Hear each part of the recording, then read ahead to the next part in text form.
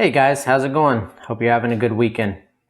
So I thought I was asked to cover this Aaron Dean. He was a Fort Worth police officer who shot Atatiana Jefferson in her home, a normal resident going about her business. He's been arrested for murder, and thought I'd give it a cover, give you some legal basis so that when you're talking on the Facebook, you won't look like a fool. So maybe give you an idea of what's going on.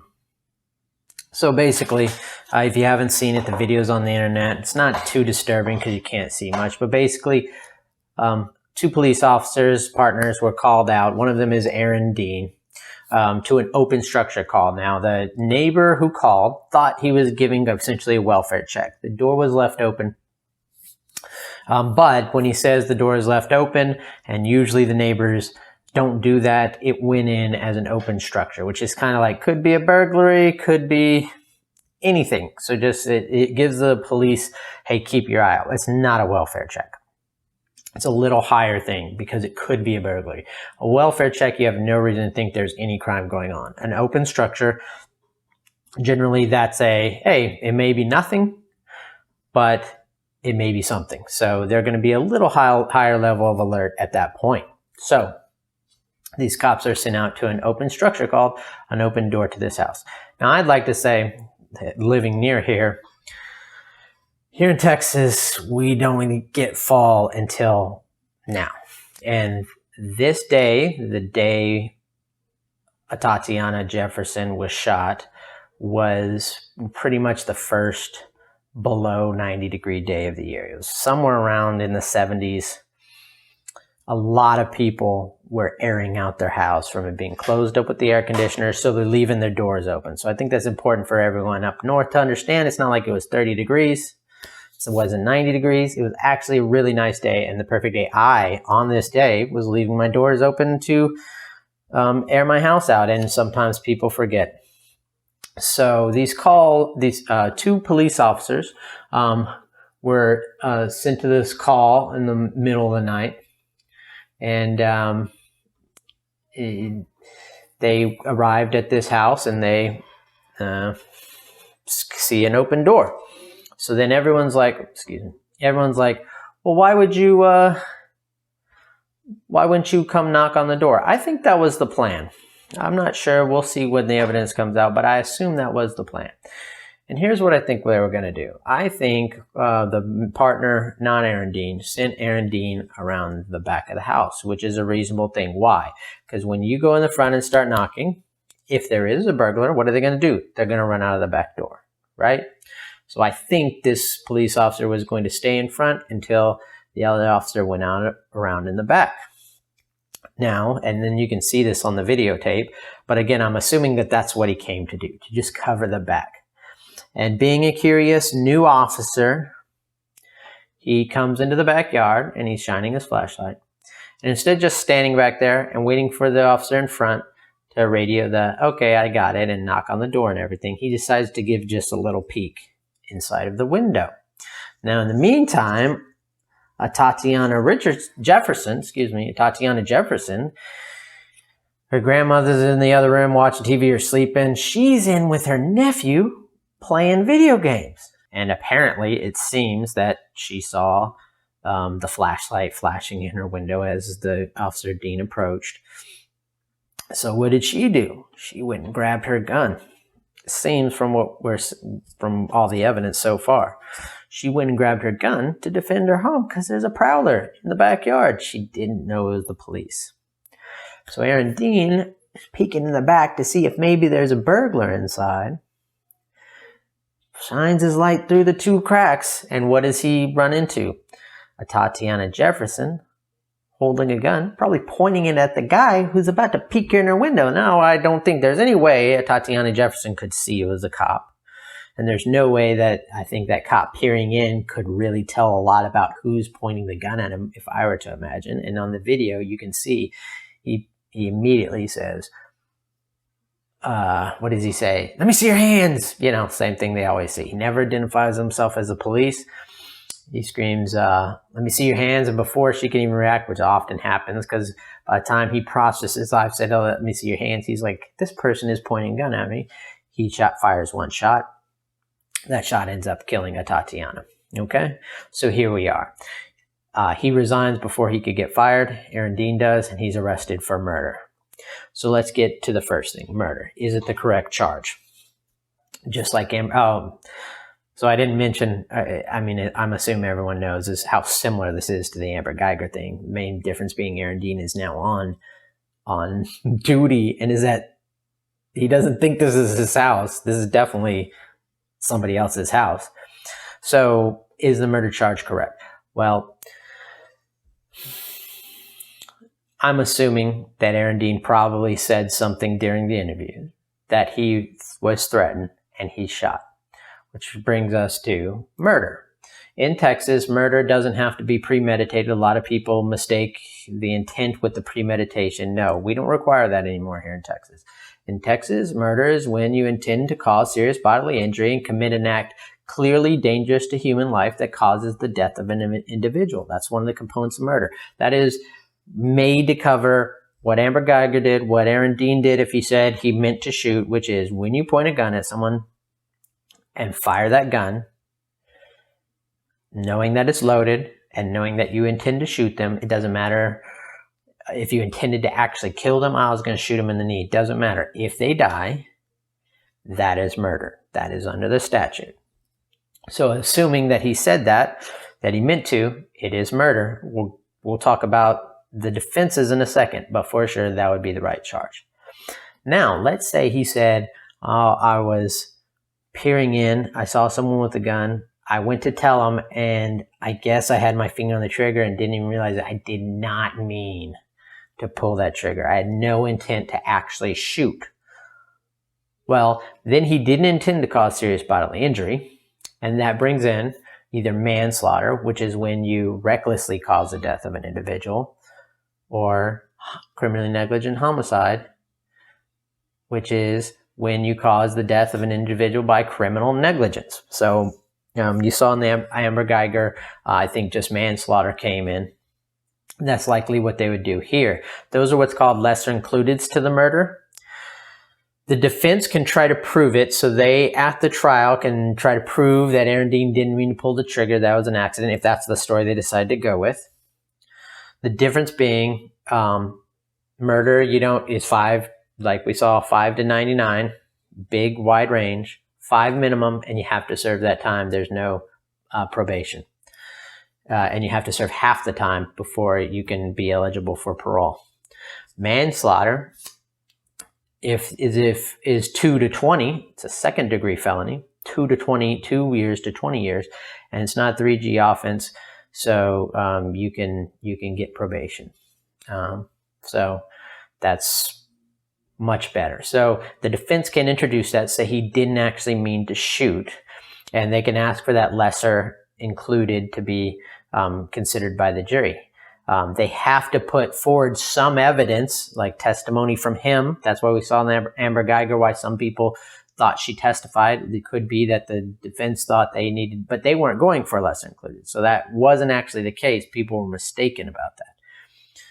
Here, they might have to have testimony. They would at least have to have original testimony, like say at the scene when he's giving an interview. I understand he didn't give a full interview. I don't know if he gave an interview at the scene or what he said at the scene, but they'll have to give testimony or some other evidence that he didn't mean to pull the trigger in order to get the lesser included. The defense does. The state, the prosecutor, all they have to do is ask for it. And essentially, they get it. That's pretty much it. All they have to do is ask the judge for it. And according to the case law out there now, they just have to ask, which is what you saw in the Amber Geiger. They didn't even have to prove the elements of manslaughter, and I don't think they did. They just wanted to throw it in there just so that the jury didn't dismiss. Didn't matter. The jury convicted him murder in that case, and I'll talk about that in a second. But so those are you less included, and criminally negligent homicide, same thing.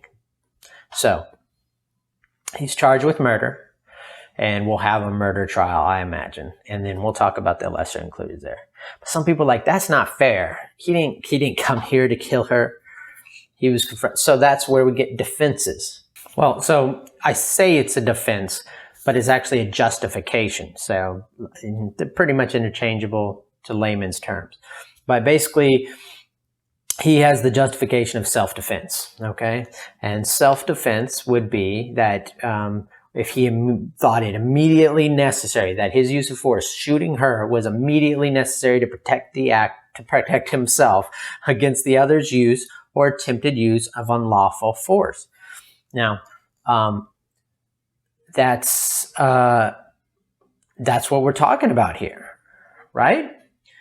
For sure, I believe that when I'm a cop and I look in with my flashlight and I see someone pointing a gun at me, I think it's safe to assume that they're going to shoot me and that I'm in danger and that I need to shoot them in order to prevent me from shooting them. Here's what I'm saying. If you're prowling outside my house and I get a gun and you peek in with your flashlight, and I see you and I'm watching you peek in with your flashlight and blind me with your flashlight and I have a gun, you are in danger.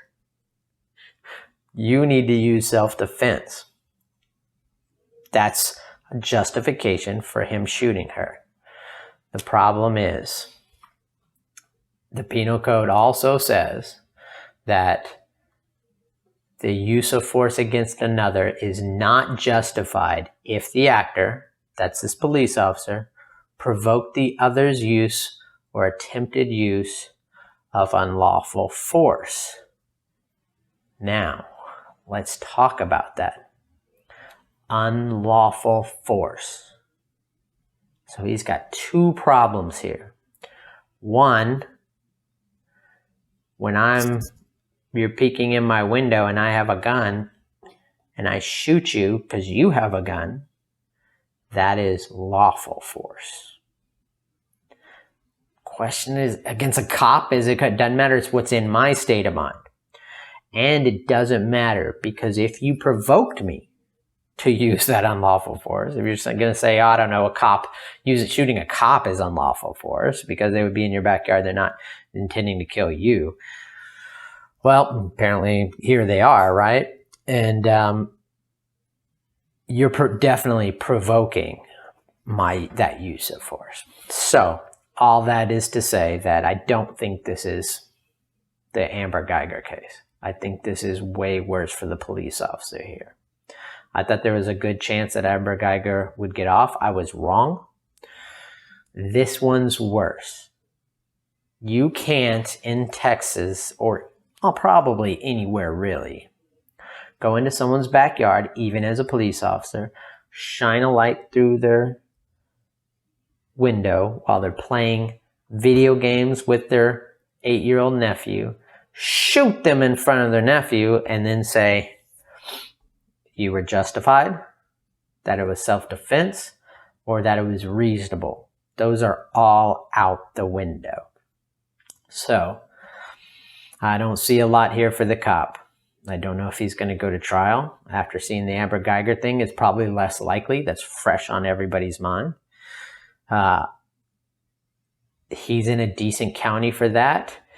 Tarrant County is actually pretty conservative and therefore generally pretty police officer friendly. But here's the thing. I mean, it's just, look, this is the meeting of the conservative dualism, right?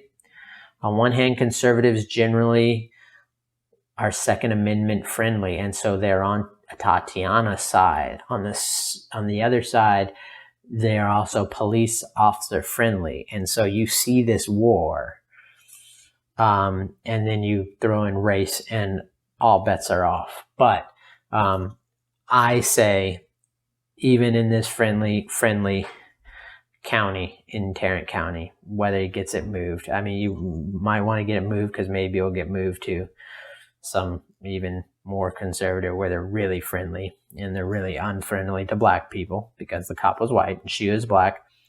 Even if you get it, it's going to be a hard sell. I think it's a murder charge. I think he does at least 5, just like Amber. And that's what Amber got. And I think the jury thought she was mistaken there. Just the mistake wasn't reasonable. Here, he wasn't mistaken. He just messed up. Again, you can't do that. We can't let police officers murder in our home. And if you want something beautiful, if you want to see something beautiful, you haven't seen it already, go look up the Fort Worth City Hall meeting. Just Google that and you'll get it. And the community came together. Black, white, brown, old, young, conservative, liberal. They all came together to say, you can't do this to us. I think Aaron Dean's in trouble. I think the only question of punishment is what can they dig up. Social media played a huge role in the Amber Guyger punishment, the things she posted. If Aaron Dean is posting the same stuff, anything racist, anything shoot first, ask questions later, which is popular among law enforcement community, believe it or not. I think that's a factual thing to say. This is the first time period, generation, whatever you want to call it. I mean, the first time periods where all this social media stuff is coming into play like this. And so the worse that is, you can, 25 years is not out of the question. More. Now, do I personally, look, you can't shoot someone. You got to get convicted and it's probably murder. I don't think probably, in my opinion, it is murder and you got to be punished. 25 years. Here's the problem. I'm a criminal defense attorney. I see guys who do way worse. But get less time. I should finish that thought, shouldn't I? Do way worse, get less time. But at the same time, I think we have to send a message that this is not okay, that we need to improve our policing, our police officer training, our police officer standards. The only way you can do that, in my opinion, is to raise their salary, but that's a whole different question. But we have to hold any police officer who crosses that line from protecting to harming our community. We have to punish them. There is no doubt about that. That's my opinion. I know others have a different opinion. You can put yours in the comment, as always, comment section. If you haven't, I hope I clarified everything. If you have any, and again, watch, I'm going to be totally wrong again. He's getting completely not guilty. Nothing. I don't know. So don't trust me. But I think I at least gave you the right understanding, the right statutes, so you can at least have a legal basis for your opinion, whatever that may be. Thanks, guys, for listening. Hope this was helpful. Y'all have a good one.